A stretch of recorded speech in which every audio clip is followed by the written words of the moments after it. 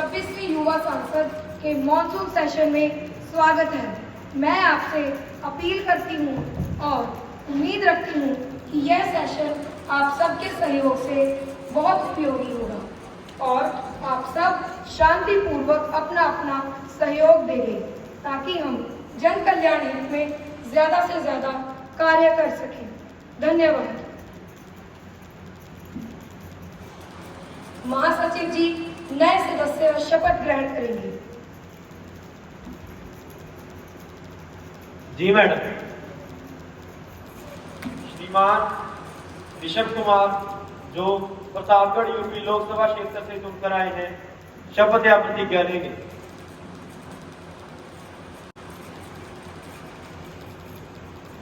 श्रीमान आप शपथ लेंगे या प्रतिज्ञा? मैं शपथ लेना चाहूंगा। आप कौन सी भाषा में शपथ लेना चाहेंगे? श्रीमान मैं हिंदी भाषा में शपथ लेना चाहूंगा।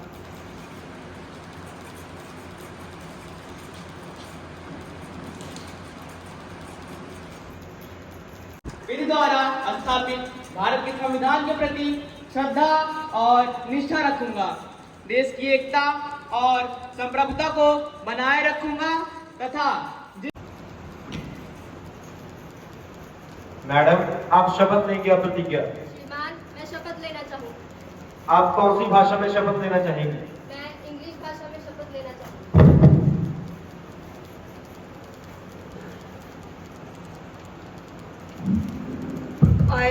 I, Mehak Sharma, have been elected of the Youth Parliament, do swear in the name of God that I will bear true faith and allegiance to the Constitution of India as by law established, that I will Karan Singh विदेश राज्य मंत्री। धन्यवाद अध्यक्ष जी।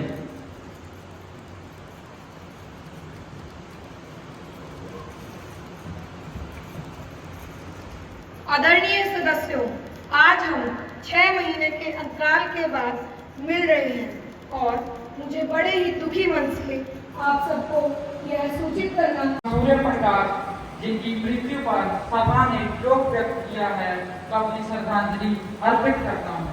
वह बहुत ही प्रभावी एवं सार्वजनिक नेता थे। कार्य करना मेरा सौभाग्य था। वे अपने मीठे और शांत स्वभाव के कारण सबके प्रिय थे। उन्होंने कभी भी किसी को नाराज नहीं किया। वह सदा मुस्कुराते रहते थे और खुले दिल के व्यक्ति थे।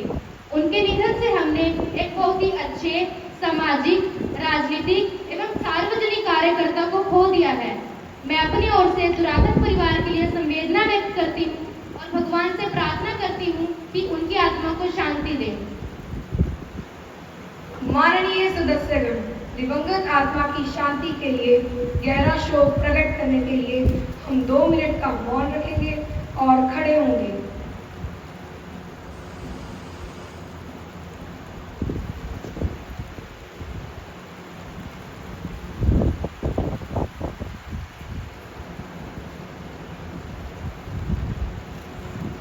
आपके माध्यम से माननीय कृषि मंत्री जी से यह जानना चाहती हूँ कि चुनाव के समय तो इन्होंने बड़े बड़े वादे किए और जनता को बड़े बड़े सपने भी दिखाए, लेकिन आज मैं पूछती हूँ कि वह वादे कहाँ गए? अध्यक्ष जी, वह वादे कहाँ गए?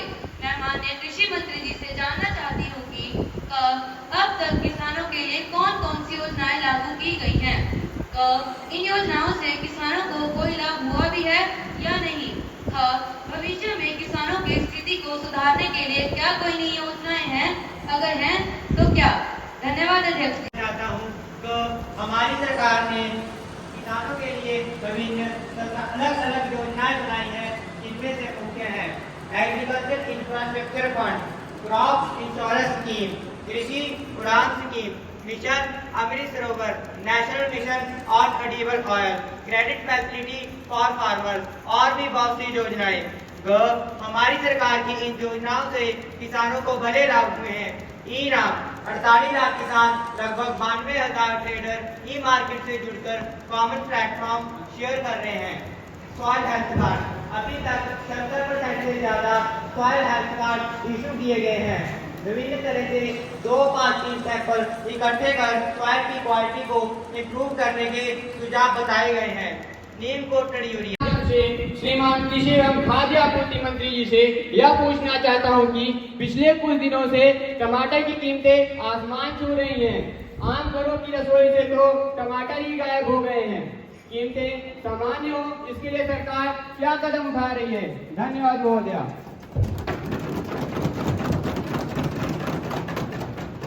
माननीय कृषि मंत्री जी। धन्यवाद अध्यक्ष जी। माननीय अध्यक्ष जी, मैं आपके माध्यम से इस सदन को बताना चाहता हूं, जैसा कि हमें पता है कुदरती आफत बाढ़ के कारण टमाटर उत्पादक क्षेत्रों से बाजार में नहीं पहुंच पाया है। टमाटर की कीमतों का बढ़ना अस्थायी था, अब कीमतें सामान्य हो रही हैं। सरकार अपने लेवल पर भी ट्रांसपोर्टेशन के जरिए देश के विभिन्न प्रदेशों में टमाटर पहुंचा रही है। माननीय अध्यक्ष जी धन्यवाद। मैं आपके माध्यम से माननीय कृषि एवं खाद्य आपूर्ति मंत्री जी से यह जानना चाहता हूं कि अभी मेरे साथी ने टमाटरों की कीमतें बढ़ने की बात की है। यह केवल टमाटरों की बात नहीं है, बल्कि ऐसी कई सब्जियां और फल हैं जिनकी कीमतें एक खास समय में आकर बढ़ जाती हैं, जिसकी मुख्य वजह कालाबाजारी और जमाखोरी जैसी समस्याएं हैं। अध्यक्ष जी, क्या माननीय कृषि मंत्री जी बताएंगे कालाबाजारी और सरकार ऑनलाइन ट्रांजैक्शन पर बहुत जोर दे रही है और दूसरी तरफ ऑनलाइन साइबर क्राइम दिन प्रतिदिन बढ़ते जा रहे हैं, जिससे हर कोई डरा हुआ है। क्या माननीय आईटी मंत्री जी बताएंगे कि कब इस साल ऑनलाइन साइबर क्राइम में कितनी वृद्धि हुई है? ऑनलाइन साइबर फ्रॉड में कितना धन लूटा गया है? सरकार ऑनलाइन ट्रांजैक्शन को तो बहुत बढ़ावा दे रही है, लेकिन ऑनलाइन सिक्योरिटी के लिए क्या कदम उठा रही है? धन्यवाद।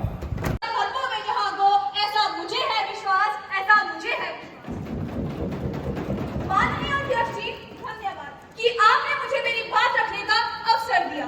माननीय अध्यक्ष जी, मैं आपके माध्यम से इस सदन को यह बताना चाहती हूँ कि जहाँ फूल वहाँ कांटे। यह सही है कि ऑनलाइन फ्रॉड हो रहे हैं, लेकिन हमारी सरकार भी इसको लेकर बहुत गंभीर है और सक्रिय भी। महोदय, मैं आपके माध्यम से इस सदन में साइबर हमलों ने 31% भारतीयों पर निशाना साधा तथा 2019 में 1.25 लाख करोड़ का नुकसान हुआ। हमारी सरकार ने साइबर अटैक को गंभीरता से लेते हुए 2020 में 18 यहाँ तक कि पढ़े लिखे लोग भी। क्या माननीय आईटी मिनिस्टर जी कृपया बताएंगे कि नकली ऐप, डिस्काउंट, लुभावने लिंक, टेक्स्ट मैसेज आदि को रोकने के लिए आपकी सरकार क्या कदम उठा रही है? भरेंगे निशाना, सुरक्षा का अभाव, भरेंगे निशाना। धन्यवाद। माननीय अरुणवीर जी, आप अपना प्रश्न पूछिए। माननीय अध्यक्ष जी धन्यवाद। जैसा कि हम सबको पता है कि ऑनलाइन फ्रॉड बहुत है और दिन प्रतिदिन बढ़ रहे हैं, क्योंकि सरकार द्वारा तय की गई सजा मौजूदा समय में काफी नहीं है।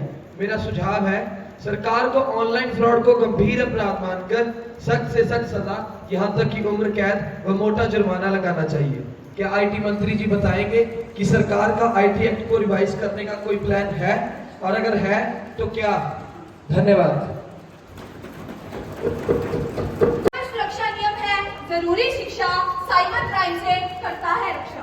धन्यवाद महोदय, आपने फिर से मुझे बोलने का अवसर दिया। माननीय अध्यक्ष जी, मैं आपके माध्यम से अपने विपक्ष के साथी अरुण जी का धन्यवाद करती हूँ कि उन्होंने विपक्ष की सोच से ऊपर उठकर हमारी सरकार को एक इतना विलंब क्यों हो रहा है? ये नई सड़कें बनाने में और कितना समय लगेगा? धन्यवाद महोदय। देरी हमारी सरकार की ओर से नहीं हुई। कुछ किसानों ने अपनी जमीन देने के लिए सरकार से सलाह करने में देरी की। इस वजह से मार्गों के निर्माण में हमें इतना समय लगा, और क्योंकि सरकार किसानों की इच्छा से उनसे जमीन खरीदना चाहती थी, क्योंकि अगर वह कोर्ट कचहरी के चक्कर में पड़ते तो इससे उनका समय भी बर्बाद होता और खर्चा भी बढ़ता। और यह भी सरकार की बड़ी सफलता रही कि सरकार ने सभी किसानों से वाजिब मुआवजे पर जमीन खरीदी और मार्गों का निर्माण पर अब तेजी से काम चल रहा है और हमारे सभी प्रोजेक्ट लगभग पूरे हो चुके हैं। धन्यवाद महोदय। आपके माध्यम से माननीय सड़क परिवहन एवं हाईवे मंत्री जी से यह जानना चाहता हूं कि सड़कों को चौड़ा किया जा रहा है, जो कि अच्छी बात है, पर सड़कों को चौड़ा करने के लिए वर्षों पुराने पेड़ों को अंधाधुंध काटा जा रहा है, जिसकी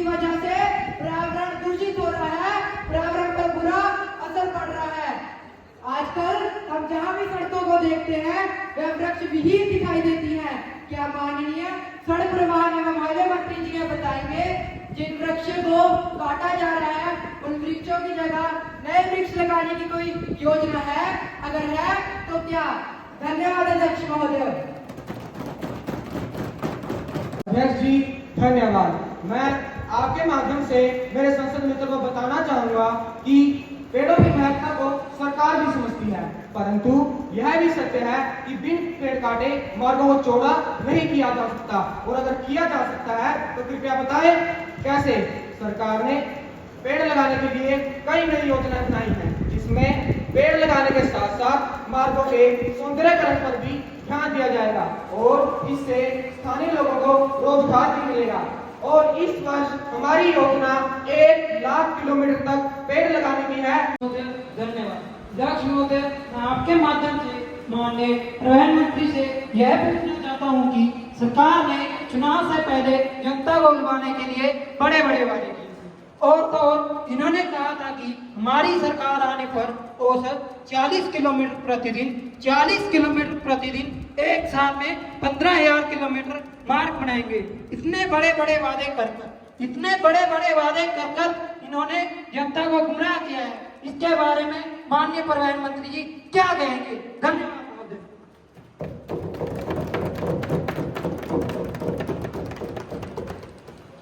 माननीय सड़क परिवहन मंत्री जी। अध्यक्ष जी धन्यवाद। मैं आपके माध्यम से मेरे संसद मित्रों को बताना चाहूंगा कि हमारी सरकार ने टारगेट हमेशा बड़े ही रखे हैं और कार्य भी उसी के हिसाब से किया है। ये 40 किलोमीटर की बात करते हैं, जबकि आज देश भर में 45 किलोमीटर औसत के हिसाब से सड़कें बनाई जा रही है, और जबकि इनकी सरकार के समय यह आंकड़ा केवल 8-9 किलोमीटर था। अध्यक्ष जी केवल 8-9 किलोमीटर, और यहाँ से इनके लिए कहावत याद आती है, हिसाब से सड़कें बना रहे हैं। किंतु मैंने अपने अधिकारियों से बात की है और अगले वर्ष हमारा टारगेट 65 किलोमीटर औसत के हिसाब से सड़कें बनाना है, और मुझे पूर्ण विश्वास है हम इसे अवश्य पूरा करके दिखाने पूछ सकती हैं। धन्यवाद उपाध्यक्ष महोदय, आपने मुझे बोलने का अवसर दिया। मैं आपके माध्यम से माननीय गृह मंत्री जी से यह पूछना चाहती हूँ कि आज देश भर में औरतों पर तेजाबी हमले बढ़ रहे हैं, जिसका शिकार मासूम भोली भाली लड़कियां भी हो रही हैं। सरकार इस पर सख्त कानून बनाए, दोषी को सजा हो तथा उसकी सारी संपत्ति जब्त कर पीड़ित को दी जाए। क्या माननीय प्रधानमंत्री जी से यह पूछना चाहती हूँ कि अभी इनके 2 मंत्रियों के नाम करोड़ों रुपए के घोटाले में सामने आए हैं, और सीबीआई ने भी कई और वीआईपीओ के नाम होने। महोदय, इस सरकार ने सत्ता में आने से पहले काले धन को लेकर बहुत बड़े बड़े वादे किए थे। क्या ये सरकार बताएगी कि तो विदेशों में भारतीयों का कुल कितना काला धन है? तो जिन व्यक्तियों का काला धन है उनके क्या नाम है? तो और ये सरकार उस काला धन को वापस लाने के लिए क्या प्रयास कर रही है? धन्यवाद महोदय। और आपके माध्यम से माननीय श्री कृषि मंत्री जी से यह पूछना चाहता हूँ कि आज हमारे देश में 1/3 आबादी गरीबी रेखा के नीचे है, जिनको 2 वक्त की रोटी भी नहीं मिलती, ये हम सब के लिए बड़े शर्म की बात है। 71,000 टन अनाज गोदाम में बड़ा सर है, जिसे चूहे खा कर बोरियों में चढ़ कर नाच रहे हैं। माननीय श्री कृषि मंत्री बताएंगे कि जो अनाज सर रहे हैं, चूहे खा रहे हैं, और गरीबों को क्यों नहीं दे रहा? धन्यवाद अध्यक्ष जी।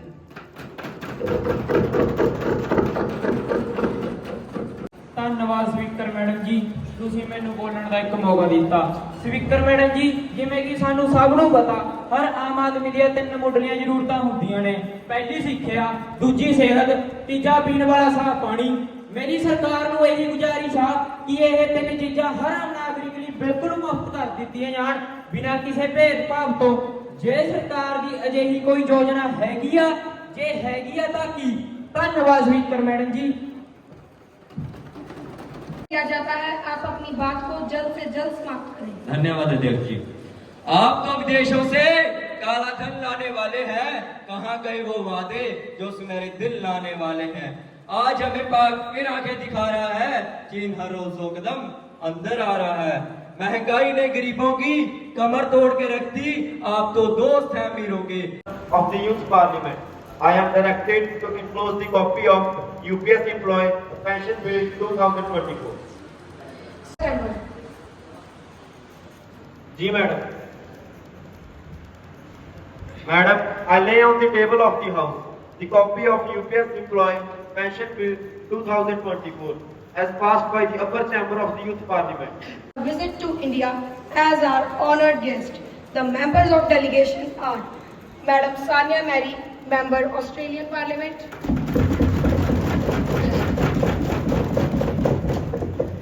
Madam Cherry Nelson, Member Australian Parliament,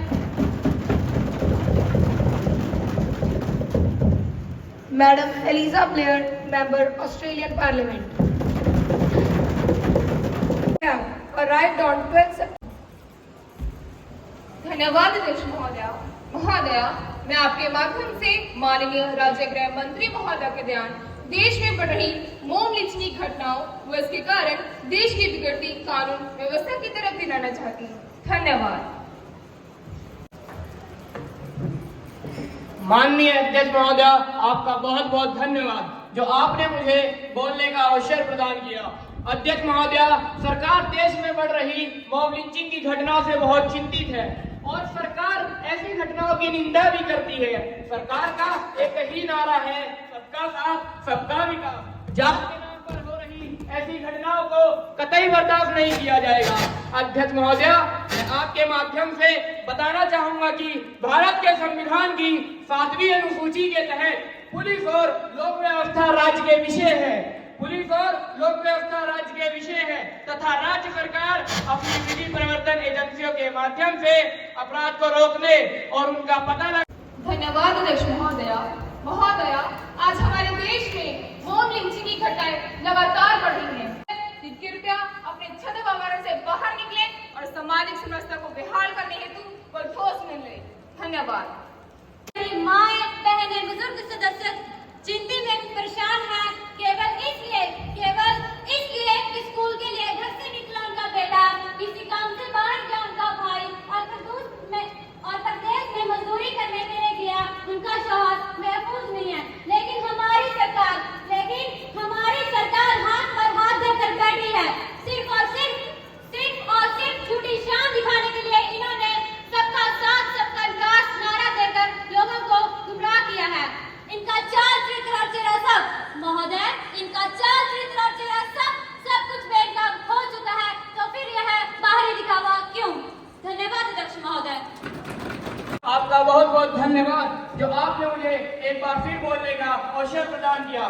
माननीय महोदय, विपक्ष में बैठे हमारे मित्रों ने जिस तरह से इस तस्वीर को पेश किया है, यह तस्वीर वैसी नहीं है। पिछले कुछ दिनों में ऐसी कुछ छिटपुट घटनाएं हुई है, परंतु उन्हें काबू करने के लिए कानून और प्रशासन ने पूरी मुस्तैदी दिखाई है।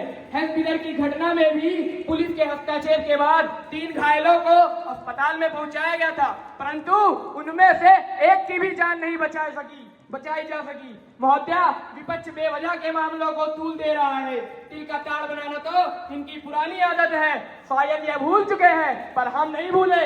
इनकी सरकार के समय पूरे देश में बहुत से सांप्रदायिक दंगे हुए और बहुत से लोगों का कत्लेआम हुआ, परंतु ये सत्ता के गलियारों में बैठकर सारा खेल देखते रहे। हम आपको तिल का ताड़ बनाने नहीं देंगे और आपके मकसद में आपको कामयाब नहीं होने देंगे। हम समाज के सभी वर्गों को सुरक्षा का वचन देते हैं। धन्यवाद महोदय। I think the ayes have it, the ayes have it, the ayes have it. The leave is granted. Now, the House will take up consideration for Women's Reservation Bill 2024. Minister, please. Speaker ma'am, the future of the nation lies in the hands of the children and the future of the child in the hand of mothers. Ma'am, every political party for the last 10 years has been assuring its support to the bill, but it seems that no reference from the House. The Chief Election Commissioner. Thank you, Speaker, Madam.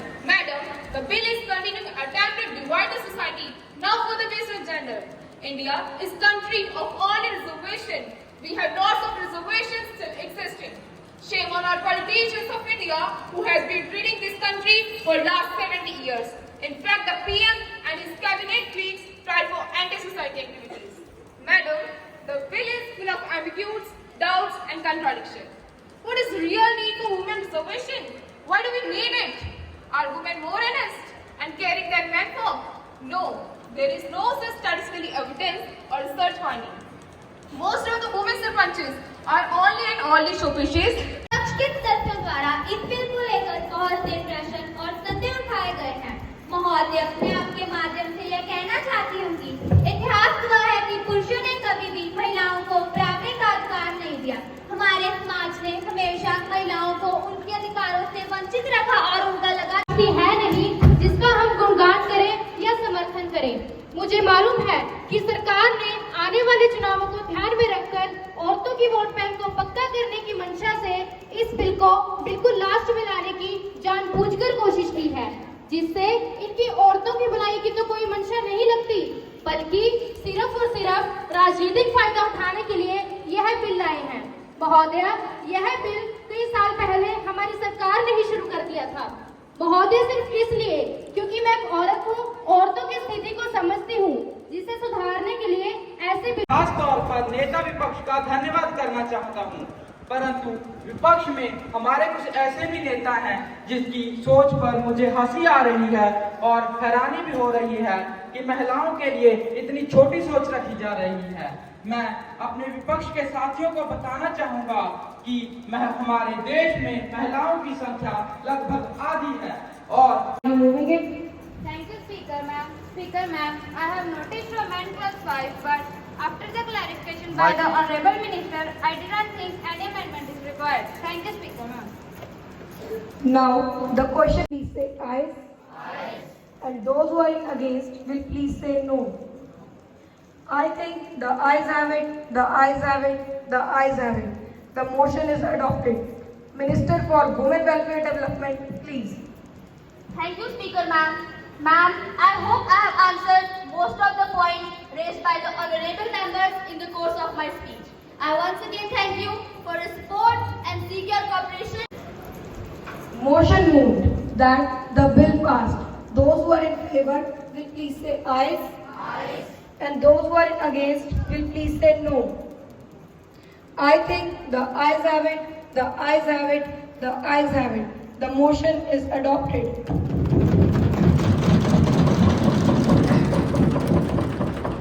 The House is adjourned for today to meet tomorrow again at 11 a.m.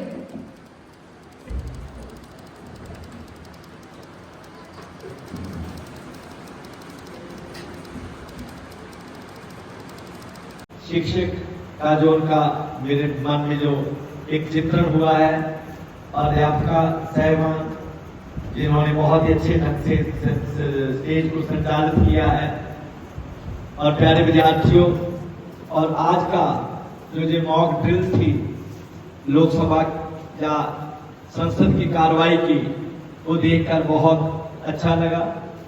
विषयों का चयन अति सुंदर था, भाषा का स्तर और बहस का स्तर बहुत बढ़िया था। कुछ एक दो बातें जो मेरे देखने में आई हैं